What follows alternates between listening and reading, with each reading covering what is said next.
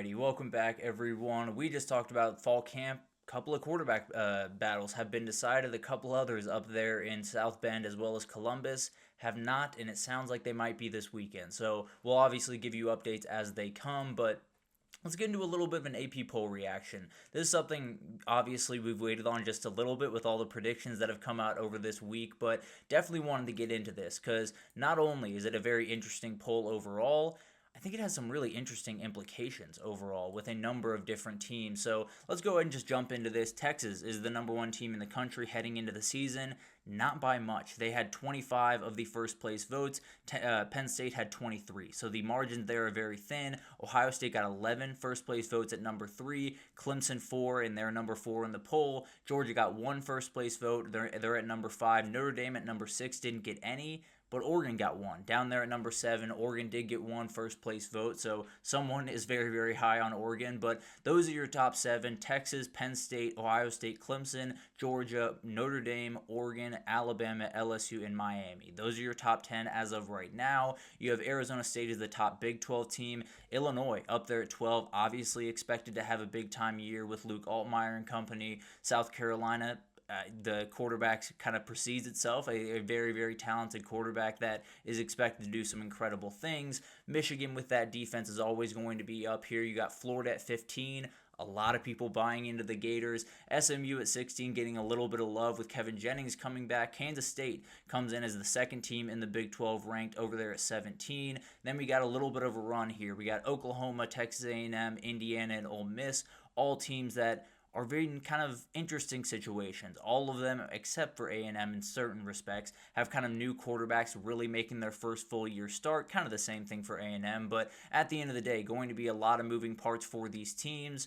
All of those teams want to be in the CFP at the end of the year. So that'll be an interesting thing to watch. You get Iowa State, so we get a ranked matchup in week 0, and we'll talk about that here in a second. And then you got Texas Tech, Tennessee, and Boise State to round this thing out. Obviously, they are factoring in that Nico departure from Tennessee, and seems to be a pretty big marking point for the AP because I tend to believe they would be somewhere in the 15 range if they had Nico on this roster. Obviously something that they're holding against them just a little bit. And then Boise State rounds this thing out. I think that's just that was the best group of 5 team last year. Let's just throw them in there at 25 if I'm being totally honest. But you got BYU, Utah, Baylor, Louisville, USC, and Georgia Tech are those teams that are right on the outside, got 50 plus votes. Missouri, Tulane, other teams that got some nice votes. And then you got some weird ones in here. You got Toledo getting a couple of votes, and we'll talk about them on Monday, I promise you that. Liberty gets a couple of votes here. Louisiana Lafayette gets a couple of votes here. So it will be really interesting to see all this develop. Obviously, it only means so much. And I understand the takes on this. I agree with a lot of the takes on the AP poll. Now, what I don't agree with is that we shouldn't have a preseason AP poll. I think we should. I think the reality is if you're upset about it possibly informing a CFP discussion, you're mad at the CFP committee. You're not mad at the AP poll. So maybe just readjust that anger just a little bit. And then overall, I think when you look at this, there's a number of takeaways. There's no doubt about that. But I think the biggest one is Texas over Penn State. They seem to really, really be infatuated with Arch Manning. They seem to fully trust that he is going to hit the ground running. I'll break down my top 25 on Monday, but Texas will not be my number 1 team. I can almost promise you that. So that'll be an interesting thing to watch. That is the top 25 as of right now as we head into the season. And it's going to be a really fun week 1, and we'll get into that here in a second. But a couple of reaction things from this poll. Conference breakdown. SEC has 10 teams in this thing of 16. Big 10 has 6. Big 12, 4. ACC, 3. You have Notre Dame in there, and then obviously Boise State rounds it out for the Mountain West. But everyone's going to cry SEC bias, and I get it. It is a very, very sensitive topic around the world. Obviously, ESPN leans in the SEC's direction because they have a lot of money tied up in the SEC right now, but here's the reality.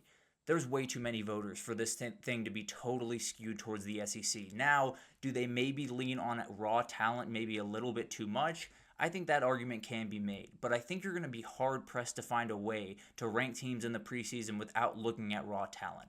Raw talent is a hugely important thing in this sport.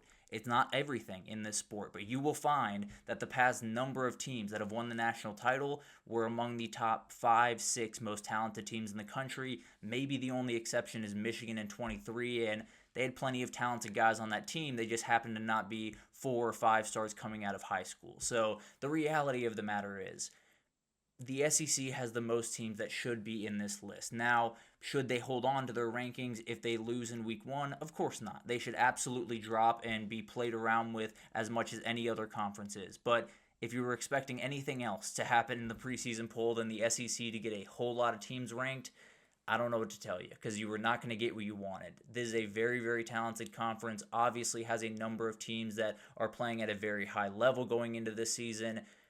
I understand the SEC bias rant. It just doesn't really hold water here. Now, what would hold water is that this could impact the future of the CFP and everything. And frankly, if that's the case and any of those committee members think that way, go ahead and kick them to the curb and we'll restart this committee thing. But that's a topic of conversation for a totally different day. But let's get into some overrated teams as I see it. Illinois. I really like this group. I think it's a really good group. I think they return some really good pieces. Losing Pat Bryant and Zachary Franklin is massive, and I think people are sort of underestimating how big of an impact that's going to be. Hudson Clement coming in is a very talented kid. I don't think he can replace what Pat Bryant brought to this team. I think they are good. I don't think they're number 12 in the country good. I probably place them somewhere around 17 to 20, maybe even a little bit lower than that. But I do like this team. I think they have the ability to possibly make a CFP run, just not overly high on the situation going in, especially offensively passing the ball downfield. Then you got South Carolina, another team that I think will be solid, no doubt about that. I think you're losing guys on both sides of the ball that are going to be massive. I think Nick Imamori is a huge, huge piece that we will not know the impact of until they get on the football field. I don't see a wide receiver that is an absolute difference maker right now. I think Nick Harbor could become that, but I haven't seen him become that yet. So I want to see a little bit more from him. I think South Carolina would, again, probably be in my 15 to 20 range in these rankings. And then Michigan. Can anyone tell me what Bryce Underwood's going to be? I don't know what he's going to be. Frankly, I got a little bit caught on Twitter a couple of days ago thinking somehow Jaden Denegal got named the starter over there. He got named the starter at San Diego State where he transferred. So a little bit of misreading from me. But at the end of the day, Bryce Underwood is going to be the starter. I feel very confident in that. Are we sure that he's going to hit? Are we sure that it's going to be as smooth as possible? I think starting at 14 is a little bit crazy. Now, starting at 20, starting at 21 or 22, not crazy at all. I still see the upside on the defensive side of the ball. I really like what Bryce Underwood can bring to this team, but there's just too many unknowns going into the season for me to have them that high.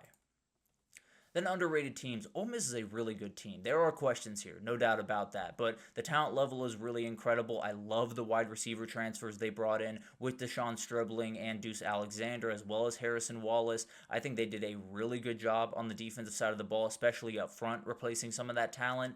The back end is a little bit of a worry. There's no doubt about that. And I probably wouldn't bump them up too much from number 21, but still a team that I'd bump up just a little bit. Baylor, they're a top 25 team in my eyes. I think Sawyer Robertson's one of the better quarterbacks you'll find in the entire country, easily top 15 in my mind. I think he is a guy that can lift them in a number of ways. Love what Bryson Washington brings to that run game. And I think Dave Aranda is just not going to have a bad defense 2 years in a row. They were a little bit off last year, well, a lot of it off at times. I think they are going to be a really good team. I understand a little bit of skepticism. I would have them somewhere in that 20 to 25 range in my rankings. And then USC. I think we're doing a little bit of overreacting about USC and Lincoln Riley. With all due respect, I just think it's one of those things where Lincoln Riley struggled. There's no two ways about that, and a lot of that is his fault. I don't think he should have brought Alex Grinch over from Oklahoma to USC. I think it set him back a couple of years, no doubt about it. I think they've made all the right moves, and I think Jaden Maiava, as much as he is a question mark going into the season, I think he has the pieces around him. I think he's more comfortable in this offense. And Lincoln Riley's not going to miss 2 years in a row. I don't know if it's going to be an incredible offense, top 10 in the country or anything. I do know it's going to be a whole lot better, and I think this guy's going to have a lot to do with it. So I understand being skeptical of USC. I really don't understand ranking them 30th in the country going into this year. Most ranked matchups. We got 7 ranked matchups for some teams. LSU, Mississippi State, Oklahoma, and Florida. For 6 ranked matchups, we got Kentucky, Wisconsin just gets torn apart this year when they added Alabama to that schedule. Arkansas and South Carolina. 5 ranked matchups. You got Texas, Syracuse, Texas A&M, Purdue, Vanderbilt, Georgia, Alabama. And I am not going to waste my time rating the 4 and 3 because It's a whole lot of teams that have 4 and 3 ranked games as of right now. It's going to be really, really fun to watch this unfold. Obviously, with as many SEC teams in this thing, you're going to have a lot of ranked matchups for these SEC teams, but going to be really interesting to see how all of this unfolds, and especially that Oklahoma and Florida schedule. We knew it was tough coming in. The AP poll backs that up, and it's going to be a battle for those two teams to find their way up to the top of that conference. Both of them have the talent to do it. One of them, I think, might just be able to. We'll have to find out who it's going to be when that ball officially kicks off. Then we have some kind of fun stats here just to get you a little bit excited for the season or give you a little bit of insight when you're making some bets for the season. And we'll start with the week 1. We get 3 top 10 games, which is absolutely insane. I see 3 ranked games there. It might actually just be 3 ranked games. They just happen to all be top 10 matchups. It is number 1 Texas against number 3 Ohio State, number 4 Clemson against number 9 LSU, and number 6 Notre Dame against number 10 Miami.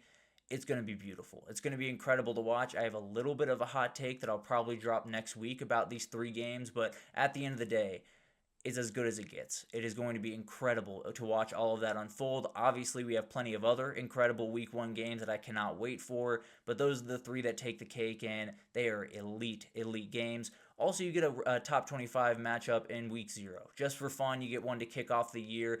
Number 17, Kansas State. Number 22, Iowa State over there in Dublin. I've talked about it before. I think whoever loses this game is not going to be in the Big 12 championship. I think it's hugely important for that, and it's going to be a top 25 matchup. Cannot wait for this thing to kick off. We get rewarded very nicely in that first week. Then week 7, it's incredible in every sense of the word. I believe it's November 1st. I could be blank, or October. I can't remember exactly the date, but regardless, it's an incredible week. Week 7 has 7 ranked matchups as of right now. Obviously, this could change. The matchups are still going to be really fun, regardless of what happens before them. Penn State, Ohio State, Miami, SMU, which is a huge one that we didn't get to see last year. South Carolina, Ole Miss, another great one that I can't wait for. Texas Tech, Kansas State could define the Big 12 this year. Oklahoma, Tennessee, 2 teams that very much want to be one of those teams in the SEC that makes the CFP this year. Georgia, Florida. Georgia has an incredible win streak against Florida right now.